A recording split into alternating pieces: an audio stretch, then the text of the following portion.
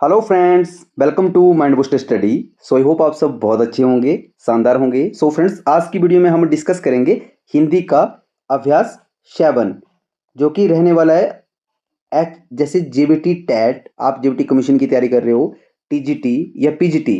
अगर आप टीजीटी और पीजीटी के लिए भी प्रिपेयर कर रहे हो ना बेटा, तो इस वीडियो को अगर आप स्टार्टिंग से एंड तक पूरा देखते हो ना, तो ये जो मॉक टेस्ट है, जो अभ्यास है, इस तरह से फ्रेम किया गया है कि एग्जाम आपका कोई भी आपका एग्जाम होता है उसमें आप आपके जो क्वेश्चन है उनको 100% एक्यूरेसी के साथ अपने क्वेश्चन जो है वो पूरे ठीक करके आओगे। राइट, बिना किसी देरी के स्टार्ट करेंगे वीडियो। उससे पहले जो नए स्टूडेंट हमारे साथ इस वीडियो में जुड़ चुके हैं, रिक्वेस्ट करूंगा कि प्लीज आप आपके अपने YouTube channel mind booster study को सब्सक्राइब कर लीजिएगा। साथ में बेल आइकन होगा, उसे जरूर प्रेस कीजिएगा ताकि इसी तरह की जो इन्फॉर्मेटिव वीडियोज रहेंगी उनकी नोटिफिकेशन सबसे पहले आप तक पहुंच सके। तो जो पहला हमारा क्वेश्चन है वो है, निम्नलिखित में से कौन सा हिंदी व्याकरण का स्रोत ग्रंथ नहीं है। आपसे पूछा गया है कि ऑप्शन में आपने बताना है कि कौन सा ऐसा ऑप्शन है जिसमें हिंदी व्याकरण का जो स्रोत ग्रंथ है वो नहीं है, जिसका उल्लेख नहीं किया गया है, मतलब। राइट, तो जैसे फर्स्ट है हमारा सिद्धांत कौमुदी, देन लघु सिद्धांत कौमुदी, देन हिंदी शब्द सागर, देन अष्टाध्यायी। तो इसमें जो करेक्ट आंसर जाएगा आपका ऑप्शन नंबर सी चला जाएगा। हिंदी शब्द सागर जो है वो हिंदी व्याकरण का स्रोत ग्रंथ नहीं है। अगर मैं सिद्धांत कौमुदी की बात करूं तो ये संस्कृत के भी जो हमारे जैसे संस्कृत व्याकरण है ना, उनके जो है वो बहुत पुराने क्या रहे हैं, ग्रंथ रहे हैं। राइट, जैसे लघु सिद्धांत बिल्कुल उसी तरह है। देन अष्टाध्यायी भी। राइट, जैसे अष्टाध्यायी की अगर मैं बात करूं तो अष्टाध्यायी किससे रिलेटेड है? महर्षि महर्षि पढ़नी। आपने वैसे इसके बारे में पढ़ा भी होगा। राइट, उसने भी स्टूडेंट हमारे साथ जुड़े होते हैं तो उनको भी थोड़ा इससे रिलेट करवाना पड़ता है। आई होप आपको समझ आया होगा। देन नेक्स्ट जो हमारा क्वेश्चन रहेगा, क्वेश्चन बोल रहा है हिंदी भाषी राज्य के अंतर्गत कौन सा राज्य नहीं आता है। भाई आपसे नहीं पूछा है, ये आपने बहुत ध्यान रखना है। जब भी आपको एग्जाम में क्वेश्चन पूछा जाता है तो आपने इस चीज का ध्यान रखना होता है। राइट, तो देखो इसमें बोला है उत्तराखंड, बिहार, महाराष्ट्र या उत्तर प्रदेश। इस क्वेश्चन का अर्थ क्या है सर? इसका अर्थ है कि ऐसा कौन सा राज्य है जिसमें जो हिंदी ज्यादा नहीं बोली जाती है। समझ रहे हो मेरी बात को? देखो हिंदी भाषी मतलब भाषी है ना, हिंदी भाषा का प्रयोग ज्यादा नहीं होता है उसमें। तो उसमें करेक्ट आंसर जाएगा option number C, Maharashtra. Maharashtra में कौन सी भाषा बोली जाती है सर? मराठी। क्या बोली जाती है बेटा? मराठी। समझ रहे हो? तो इस तरह से आपने जो चीजों को ध्यान में रखना है। देन नेक्स्ट हमारा क्वेश्चन है, बोलता वर्णमाला में अनुस्वार किस प्रकार का वर्ण है? जो अनुस्वार है ना, अनुस्वार वो किस प्रकार का वर्ण होता है? बोलता वर्णमाला में व्यंजन, स्वर, अर्ध स्वर या विशेष व्यंजन। तो देखो व्यंजन तो अगर इस तरह से आप देखें कि जो क वर्ग है, ख वर्ग है, सॉरी च वर्ग है, इस तरह से जो हमारे वर्ग है ना, क वर्ण से लेके म तक जो हमारे जैसे वर्ण है, उनमें जो अंतिम मैंने बताया था कि पंचम जो वर्ण होता है ना, पंचम वर्ण, जैसे क का जो अंतिम होगा वो ग होगा ना यहाँ पे। देन च का जो होगा हमारा वो अंतिम जो वर्ण होगा। देन ट का जो हमारा होगा ण होगा, यहाँ पे च का इ होगा। तो ये जो ये होते हैं ना, इनको हम अनुस्वार भी बोलते हैं। समझ रहे हो? ये मैंने आपको बताया था। लेकिन आपसे क्या पूछा गया यहाँ पे कि अनुस्वार किस प्रकार का वर्ण है, तो यहाँ पे विशेष व्यंजन जाएगा। जो ऑप्शन दिए गए ना उनके हिसाब से ये विशेष व्यंजन जाएगा। आई होप आप समझे होंगे। देन नेक्स्ट क्वेश्चन की तरफ चलते हैं। क्वेश्चन बोल रहा है त्र किस प्रकार का वर्ण है? जो त्र है ना, मैंने बताया था ना किस प्रकार का वर्ण है, तो ये द्विविध है, संयुक्त है, सघोष है या अपूर्ण है?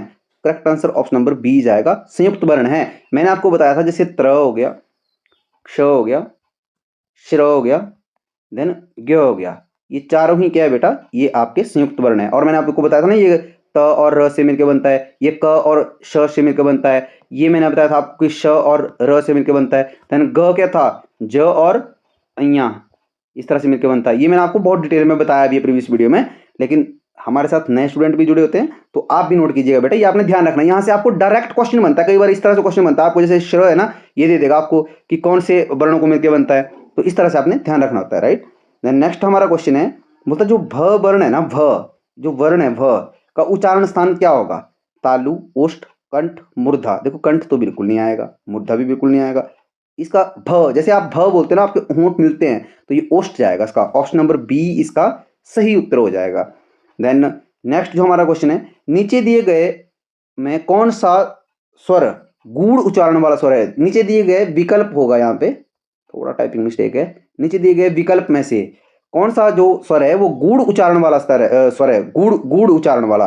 री, अ, ई, उ। देखो ये जो ये अ, ई, उ है ना, ये तीनों ही कहाँ आते हैं हमारे? हर शब्द मैंने बताया था ना आपको, एक तो हर्ष स्वर भी होते हैं, लघु स्वर जिनको हम बोल सकते हैं बेटा, लघु स्वर। समझ रहे हो? देन अब देखो री भी है, समझ रहे हो मेरी बात को, री भी है, बट री जो है यहाँ पे सही उत्तर जाएगा आपका गुड़ उच्चारण वाला। जब आप री उच्चारण करते हो ना री का, तो वो क्या था, गुड़ उच्चारण होता है इसका, किसका, री, जो री होता है हमारा। आशा करता हूँ आपको समझ आया होगा। और देखो एक एग्जाम था, उसमें आपको क्वेश्चन बना था कि जो री होता है ना आपका, ये इसका कौन सा स्थान है वर्णमाला में, कौन सा स्थान है। तो स्वरों में अगर मैं बात करूँ तो 7th नंबर के ऊपर आता है, आपने याद रखना है इसको, बहुत ही इंपॉर्टेंट नोट कीजिएगा। 7th नंबर के ऊपर आपका जो है वो री जो वर्ण है ना, ये आता है आपका। देन नेक्स्ट हमारा क्वेश्चन है, सही वर्तनी का चयन करें। देखो फिर से बोल रहा हूँ, जेबीटी टेट की बात कर लो, कमीशन की बात कर लो, टीजीटी की बात कर लो, पीजीटी की बात कर लो, कहीं पे भी आप जाएंगे ना, ये आपका पर्टिकुलर क्वेश्चन है, ये आपका साथ नहीं जोड़ेगा, ये पक्का क्वेश्चन आएगा आपको। अब इसने बोला कि सही वर्तनी बतानी है भैया आपने, उच्चतर उच्चतर उच्चतर या उच्चतर, तो इसका करेक्ट आंसर क्या होगा, इसका ऑप्शन नंबर बी आपका करेक्ट आंसर हो जाएगा। उच्चतर हम इस तरह से लिखते हैं, उ आधा च पूरा च त र, ये क्या बना, उच्चतर, इस तरह से होता है। बहुत सारे स्टूडेंट क्या करते हैं कि जल्दबाजी में आपके अपना जो आंसर है उसको टिक करके आते हैं, बट आपने जल्दबाजी नहीं करनी है, राइट।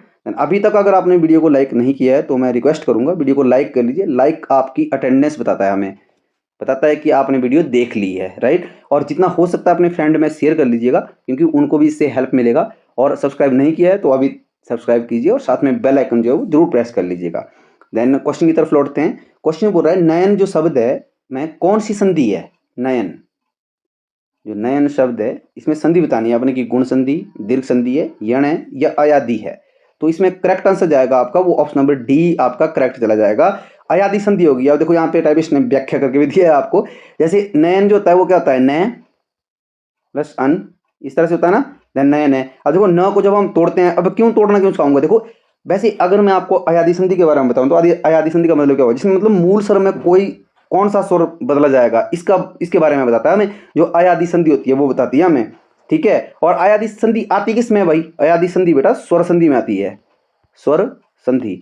अब मैं समझता हूं कि आपको वैसे संधि के जो भेद होते हैं वो आपको पता होंगे, बट नए स्टूडेंट भी जुड़े होंगे, चलो थोड़ा सा मैं बता देता हूँ आपको इसमें कि जो संधि है ना, जैसे मान लो संधि है यहाँ पे, तो संधि को हमने 3 उसमें बांटा हुआ है, ये आई होप सबको पता होगा। जैसे एक होती है हमारी स्वर संधि, राइट, एक होती है हमारी व्यंजन संधि, देन एक जो हमारी लास्ट होती है वो होती है हमारी विसर्ग संधि, विसर्ग संधि, इतना आपको पता होगा। अब देखो अयादि संधि की अगर मैं बात करूँ तो उसमें ऐसा होता है कि जैसे इसके साथ अगर जैसे ए ओ जो हमारे होते हैं ना, इनके साथ जब जो अन्य जो स्वर जो हमारा मिलता है, तो क्या क्या बनते हैं, मतलब जैसे मान लो प्रथम, जैसे यहाँ पे क्या था, यहाँ पे था हमारा ने प्लस अन, यहाँ पे लिखा ना मैंने, तो यहाँ पे ने था ना। अब देखो ये मतलब प्रथम वर्ण जो हमारा है उसके साथ ए लगा हुआ है ना, तो इसमें यहाँ पे क्या बताया हुआ है, यहाँ पे ए, जब ए होता है ना प्रथम वर्ण के साथ तो वो अय बन जाता है, जब ए होता है तब वो आय बन जाता है। कब कौन क्या बन जाता है, जो अगला जो शब्द होता है, जैसे मैं यहाँ पे लिख रहा हूँ, यहाँ पे लिख रहा हूँ मैं नयन, ये लिखा ना मैंने। अब देखो ए अगर लगा तो अय अय बन जाएगा वो, अगर ए होगा तो वो आय बन जाएगा, अगर ओ होगा यहाँ पे तो अगले उसमें वो अब की जगह ले लेगा। आई होप आप समझे होंगे मैं जो आपको समझाने की कोशिश कर रहा हूँ। अदरवाइज ऐसा करेंगे, आप ना कमेंट कीजिएगा मुझे, इसमें एक डिटेल में मैं वीडियो लेके आऊँगा। आपको संधि की वीडियो आपकी बचती है अभी, जो बेसिक की अगर मैं बात करूँ, तो अगर आपको लगता है कि आपको अभी जैसे आपकी बेसिक है वो थोड़ा वीक है, तो आप मुझे कमेंट कीजिएगा, मैं आपको बिल्कुल डिटेल में वीडियो जो है वहाँ पे प्रोवाइड करवा दूंगा। देन नेक्स्ट क्वेश्चन की तरफ चलते हैं। बोलता अपशब्द जो है ना, अपशब्द किस भेद में आता है, संज्ञा के किस भेद में आएगा जो अपशब्द है। अपशब्द को ये व्यक्तिवाचक में आएगा, भाव में आएगा, द्रव्य में आएगा या जाति में आएगा। तो इसका जो सही उत्तर हो जाएगा आपका ऑप्शन नंबर बी हो जाएगा आपका। अपशब्द जो है, अपशब्द को हम देख नहीं सकते हैं, छू सकते हैं, तो ये हमारा भाव में जाता है, भाववाचक, मतलब इसका बी जो है वो बिल्कुल सही उत्तर हो जाएगा। देन नेक्स्ट जो हमारा क्वेश्चन रहेगा, क्वेश्चन बोल रहा है शांति शब्द में निहित गुण कौन सा है। बोलते जो शांति शब्द है ना इसमें कौन सा गुण निहित है। अब देखो आपने इस चीज इस तरह से, मतलब ये एक कुछ न्यू अगर मैं बात करूँ ना, तो न्यू पैटर्न की अगर मैं बात करूँ तो उस तरह से इस तरह से क्वेश्चन बन सकते हैं आपको कि द्रव्य में जाएगा, जो भाव पूछा है कि कौन सा भाव निहित है इसमें, किसमें, शांति शब्द में कौन सा भाव निहित है भाई, अवस्था, अवस्था के बारे में बताता है, क्रिया है कोई या भाव है, तो बेटा शांति, क्रोध, ये सारी चीजें क्या, ये भाव भाव ही हमें बताती है ना कि कोई, मान लो कोई व्यक्ति है वो शांत है, तो वो उसके भाव, मतलब भाव से पता चलेगा ना हमें कि वो शांत है, समझ रहे हो। अगर कोई जैसे कोई व्यक्ति वो क्रूर होते हैं एकदम से गुस्सा, वो उस तरह से होते हैं, उनके जो भाव है वही बताता है हमें। तो इस तरह से आपने चीजों को समझना है।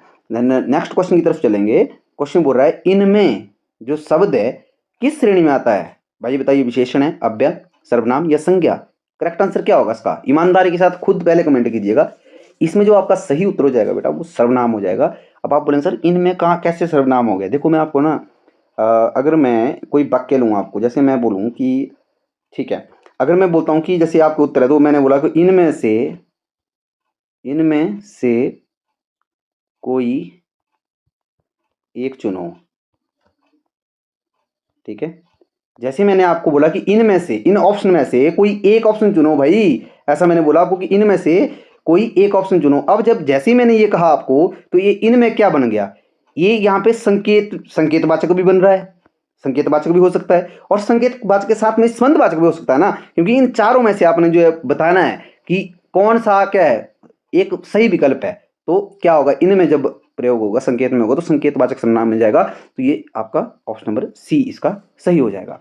आशा करता हूँ समझ आया होगा आपको। देन अगर आपका कोई भी बेटा डाउट है ना भी, जैसे मान लो संज्ञा हो गया आपका, है ना, जैसे सर्वनाम हो गया या आपकी क्रिया होगी।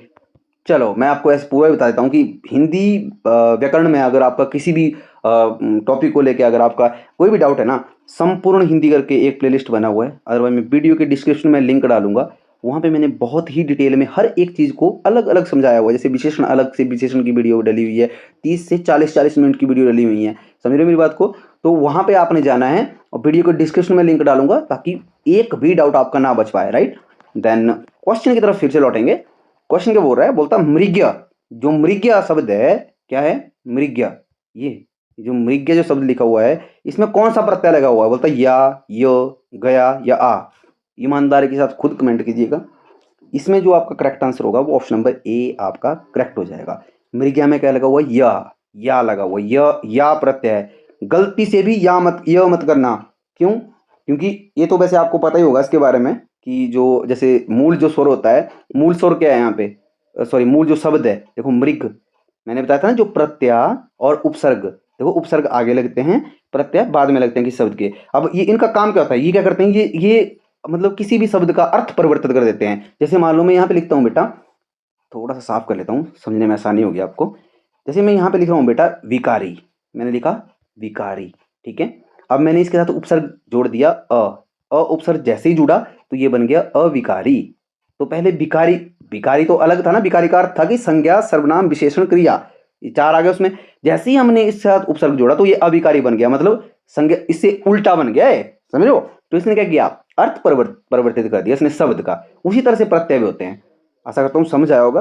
देन नेक्स्ट क्वेश्चन की तरफ हम चलेंगे। क्वेश्चन बोल रहा है मोबाइल, जो मोबाइल जो शब्द है हिंदी में किस श्रेणी में आता है? तत्सम शब्द है, तद्भव है, विदेशी है या देशज है? सही जो इसका उत्तर हो जाएगा ऑप्शन नंबर सी इसका सही उत्तर हो जाएगा। मोबाइल क्या है बेटा? मोबाइल जो है हमारा एक विदेशी शब्द है। क्या है? विदेशी शब्द है। ये आपने ध्यान रखना है और ये परीक्षा में पूछा गया शब्द है, समझो क्वेश्चन है। तो आपने इसको जो है वो इंपोर्टेंट नोट कर लेना है और इसको आपने ध्यान में रखना है। देन नेक्स्ट क्वेश्चन है हमारा, रक्तचाप किस समास का उदाहरण है? तत्पुरुष, द्वंद्व, बहुब्री, अव्ययीभाव। ये आपको होमवर्क के लिए क्वेश्चन है। ये आप मुझे कमेंट करेंगे, मैं आपके कमेंट का वेट करूंगा। कुछ स्टूडेंट कमेंट भी करते हैं, अच्छा लगता है हमें कि जब आप, जो हम आपको होमवर्क के लिए क्वेश्चन देते हैं उससे ऐसा होता है कि हमें फीडबैक पता लगता है कि हाँ आपने वीडियो को पूरा देखा हुआ है। और जो अभी नहीं कर पा रहे हैं कमेंट जो है स्टूडेंट, तो उनसे रिक्वेस्ट करूंगा कि प्लीज़ आप कमेंट कीजिए, आपकी फीडबैक का भी हमें पता चलेगा। साथ में अगर आपकी कोई क्वेरी बनती है या कोई डाउट होता है तो उसका भी हमें इससे पता चलता है। देन अगला जो हमारा प्रश्न है, प्रश्न बोल रहा है गायक शब्द में प्रयुक्त प्रत्यय क्या है? जो गायन जो शब्द है ना, गायन, अब आपने प्रत्यय बचाना है इसमें। गायन में कौन सा प्रत्यय भाई? अ है, अन है, इन है, अ है। देखो प्रत्यय की बात हुई है ना, मैंने बोला कि जो किसी शब्द के पीछे लगता है। तो इसमें जो आपका सही उत्तर हो जाएगा वो ऑप्शन नंबर बी आपका करेक्ट होगा, अन्न। अब देखो मैंने एक और बहुत ही इंटरेस्टिंग बात बताई थी, मैंने आपको जो प्रीवियस इससे पहला जो हमें अभ्यास किया था ना, अभ्यास 6 जो हमने किया था, वहां पे मैंने बताया था कि न प्रत्यय और अन प्रत्यय, इन दोनों में क्या अंतर होता है, न कब लगता है और अन कब लगता है। तो मैंने बताया था कि जब भी आपको जो मूल शब्द होता है उसका जो अंतिम वर्ण होता है, जैसे मूल शब्द जो है हमारा, जैसे मान लो गाय है, ठीक है, तो जैसे मान लो मूल शब्द जो होगा हमारा, जो प्रत्यय कौन सा प्रत्यय लगा है उसमें? न है ना। इसमें अगर मैं बात करूं तो इसमें अन, अन लगा हुआ है इसमें, देखो अन। अब यह है ना यहाँ पे, ये पूरा हमारा वर्ण है, तो जब पूरा वर्ण होता है तो अन प्रत्यय लगता है। अगर मान लो आधा वर्ण होता है, आधा वर्ण, जैसे मान लो यहाँ पे आधा वर्ण है कोई, ठीक है, तो उसके बाद जो प्रत्यय लगता है वो क्या लगता है, वो न लगता है। किस सेंस में, जब इस तरह से न की जब पीछे आवाज आ रही हो। आई होप आपको ये समझ आया होगा। नेक्स्ट हमारा क्वेश्चन है, निम्न में से पुल्लिंग जो शब्द है चयन करना है आपने कि पुल्लिंग शब्द कौन सा है भाई। परीक्षा, कविता, वन या सभा। सही उत्तर हो जाएगा सी, ऑप्शन नंबर सी इसका करेक्ट हो जाएगा। वन क्या है, वन एक पुल्लिंग शब्द है। देन नेक्स्ट जो हमारा क्वेश्चन है, क्वेश्चन बोल रहा है निम्नलिखित में से स्त्रीलिंग शब्द पहचानिए। भाई बहुत ही इंपॉर्टेंट है, मैं आपको बोल रहा हूँ ये जो पुल्लिंग स्त्रीलिंग है ना, ये आपके संज्ञा में ही आते हैं बेटा। ये जैसे पुल्लिंग, स्त्रीलिंग, विकारी, सॉरी कारक, है ना, ये सारी चीजें जो है वो आपको संज्ञा में आती हैं। तो इसमें पहचानिए स्त्रीलिंग कौन सा है भाई। कवि, विद्यार्थी, शिष्य या पंडित। ईमानदारी के साथ आपने खुद कमेंट करना है पहले। अगर आपने कमेंट भी नहीं करना है तो आपने खुद ईमानदारी के साथ इसका उत्तर देना है पहले, ठीक है। तो इससे आपको अपनी आपकी तैयारी का भी पता चलता है। तो सही उत्तर इसका सी हो जाएगा, ऑप्शन नंबर सी हो जाएगा। आप बोलेंगे सर शिष्य कहाँ से स्त्रीलिंग हो गया। बेटा देखो मैं छोटी सी बात बताता हूँ, बहुत इंपॉर्टेंट क्वेश्चन है, वेरी वेरी इंपॉर्टेंट, नोट कर लीजिए इसको। ये बहुत सारे एग्जाम में जो पूछा गया है, ऐसे इसी तरह से एग्जामिनर कंफ्यूज करता है। देखो पुल्लिंग शब्द कौन सा होता है मेरे बच्चों, यहाँ पता है शिष्य। ये शिष्य है ना, ये लिखा हुआ ये पुल्लिंग है बेटा। अब आप बोलेंगे सर यही तो ऊपर है। नहीं बेटा, इधर तो शिष्या है ना। देखो जो स्त्रीलिंग में जब बदलेगा तो ये क्या करेगा, शी श य को आ की मात्रा होगी शिष्य। देखो यहाँ पे ये आ की मात्रा है ना यहाँ पे, तो ये शिष्य क्या है वो स्त्रीलिंग में जाता है। शिष्य क्या है, ये हमारा पुल्लिंग होता है। आई होप ये भी आपको समझ आया होगा। देन नेक्स्ट है हमारा, तेजाब शब्द किस प्रकार की संज्ञा है भाई। जाति, व्यक्ति, भाव, द्रव्य। बिल्कुल सही उत्तर हो जाएगा ऑप्शन नंबर डी। बहुत ही मैंने डिटेल में बताया हुआ है। तेजाब हो गया, पेट्रोल की अगर बात करें भाई, है ना, दूध की अगर बात करें भाई, किसी भी तरह की बात करें, कोई धातुओं की बात करें तो वो द्रव्य में जाती है, जैसे सोना, चांदी, हीरे, है ना। तो ये आपने ध्यान रखना है। देन नेक्स्ट हमारा क्वेश्चन है, जो शब्द किस सर्वनाम की श्रेणी में आता है। जो ये जो, सो, है ना, मैंने बहुत ही डिटेल में ये सारी चीजें आपको करवाई भी हैं। वैसे टॉप 100 करके भी एक हमारी प्लेलिस्ट बनी हुई है इसी चैनल के ऊपर, टॉप 100 हिंदी टॉप 100। क्या है बेटा, हिंदी टॉप 100। तो वहां पे भी मैंने बहुत सारी जो जैसे सर्वनाम हो गया, संज्ञा, सर्वनाम, अनेकार्थी, एकार्थी, पर्यायवाची, विलोम, संपूर्ण हिंदी, सबके मैंने टॉप 100 दिए वहां पे मैंने अच्छे से सर्वनाम के बारे में बताया भी है कि बेटा जो और सो जो होते हैं वो संबंधवाचक सर्वनाम का करवाते हैं हमें, जो बताते हैं इसके बारे में, समझ लो। देन नेक्स्ट हमारा क्वेश्चन आएगा, क्वेश्चन बोल रहा है चार जो शब्द है ना, चार, ये तो देखने से पता चल रहा है कि किस प्रकार का विशेषण है भाई। संख्यावाची की होगा, ऑप्शन नंबर बी इसका सही उत्तर हो जाएगा। देखो अभी तक अगर आपने लाइक नहीं किया लाइक कर लीजिए, आपकी अटेंडेंस का पता चल पड़ेगा मैं। और साथ में शेयर कीजिए अपने फ्रेंड के साथ में जितना हो सकता है, ताकि उन्हें भी हेल्प मिले। और देखो बहुत सारे हमारे चैनल के ऊपर ना जो जेबीटी टीजीटी के जो कुछ एस्पिरेंट है वो बहुत कम है। तो मैं चाहता हूँ ऐसा कि जो कुछ और स्टूडेंट भी है ना उन तक ये वीडियो पहुंचे, ताकि उनको भी हेल्प मिले। और ये काम आप ही कर सकते हो, सौभाग्य वाला काम है ना, तो आप सब करेंगे, शेयर करेंगे आप वीडियो को, ठीक है। देन क्वेश्चन है हमारा, उसे भेजा गया था, यह कौन सी क्रिया है। कर्मक, अकर्मक, कर्मवाच्य या भाववाच्य। तो इसका जो सही उत्तर हो जाएगा ऑप्शन नंबर सी आपका करेक्ट आंसर हो जाएगा। उसे भेजा गया था, देखो कर्मवाच्य है। अब देखो वाच्य के बारे में अगर आपको पता नहीं है तो आप कमेंट कीजिएगा। फिर मैंने फिर बोल रहा हूँ कि क्रिया के वैसे उसमें मैंने करवाया भी है, पर अगर वाच्य का भी आपको डाउट रहता है तो आप मुझे कमेंट कीजिएगा और मैं आपको एक डिटेल वीडियो लेके इसके बारे में आऊँगा, राइट। देन कर्मक, अकर्मक की अगर मैं बात करूँ बेटा, क्रिया की अगर मैं बात करूँ ना, क्रिया की तो मैंने आपको इस तरह से वीडियो दी है कि अगर वो वीडियो आपने देख ली ना, तो मैं एक होता है 100, मैं 1000% श्योर हूँ कि क्रिया से रिलेटेड कोई भी आपका क्वेश्चन पूछेगा ना एग्जाम में, 100% एक्यूरेसी के साथ आप अपना पूरा सही करके आओगे और 2 से 5 सेकंड के बीच में आप पता कर पाओगे कि ये सर ये क्रिया कर्मक है या कर्मक है, द्विकर्मक है, कौन सी है। तो वो मैंने आपको डिटेल में समझाया हुआ, राइट। थोड़ा सा गंदा हो गया, उसके लिए माफी चाहूंगा। देन नेक्स्ट क्वेश्चन की तरफ चलते हैं। तो इसका जो ऑप्शन सी इसका सही उत्तर था, राइट। देन नेक्स्ट है हमारा, बोलता निम्न में से कौन सा बहुवचन है। बहुवचन को पहचानिए भाई। माली, पानी, बच्चे, जिला। तो ये तो सही आंसर इसका बच्चे हो जाएगा। बच्चे क्या है, बहुवचन है। देन अच्छा मुझे आप बताएंगे कि जो फूल शब्द है ना, क्या ये बहुवचन है, क्या ये बहुवचन है।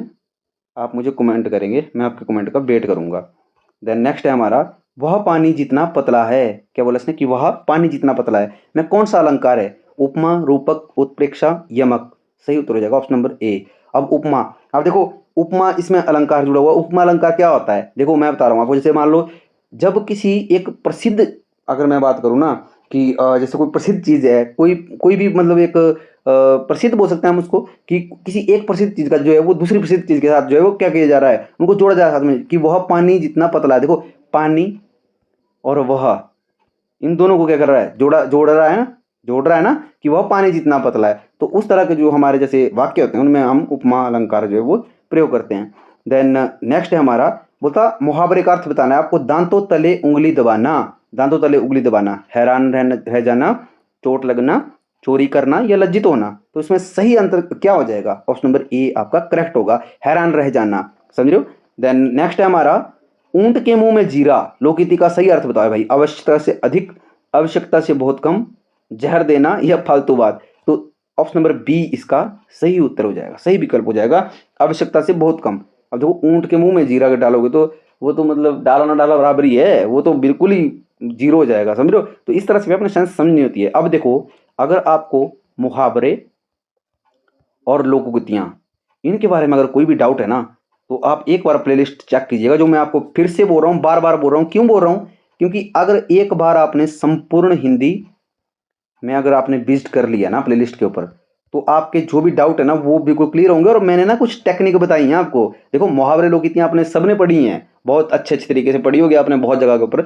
मैंने कुछ यूनिक बताया हुआ आपको उसमें ना, उसमें मैंने कुछ ट्रिक्स भी दी हैं आपको, और डिटेल में बताया है कि मुहावरे और लोकगीतियाँ मतलब क्या है, इनका अर्थ क्या है। क्वेश्चन की तरफ लौटते हैं। क्वेश्चन बोल रहा है कि गोदान, देखो बहुत ही प्यारा क्वेश्चन है, हिंदी साहित्य, हिंदी साहित्य से क्वेश्चन है आपको।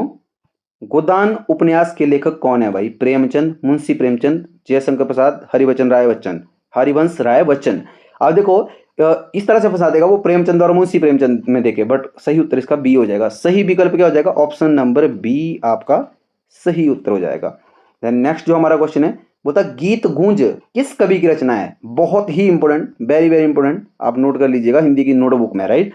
अगय, सूर्यकांत त्रिपाठी निराला, केदारनाथ अग्रवाल या मुक्तिबोध। तो इसका जो सही उत्तर हो जाएगा वो ऑप्शन नंबर बी आपका सही हो जाएगा। सूर्यकांत त्रिपाठी निराला की क्या है, गीत गूंज जो है वो सूर्यकांत त्रिपाठी निराला की एक रचना है। देन नेक्स्ट जो हमारा क्वेश्चन है, सॉरी ये आपका क्वेश्चन जो है वो रिपीट हो चुका है यहाँ पे, ओके, तो ये आपको वैसे पता चल ही चुका है। देन नेक्स्ट जो हमारा क्वेश्चन रहेगा, बोलता बस तेजी, हाँ तेजी से आ रही है। जो बस है वो तेजी से आ रही है, वाक्य में कौन सा काल है भाई, बताइए। वर्तमान, भूतकाल, भविष्य या अपूर्ण वर्तमान काल।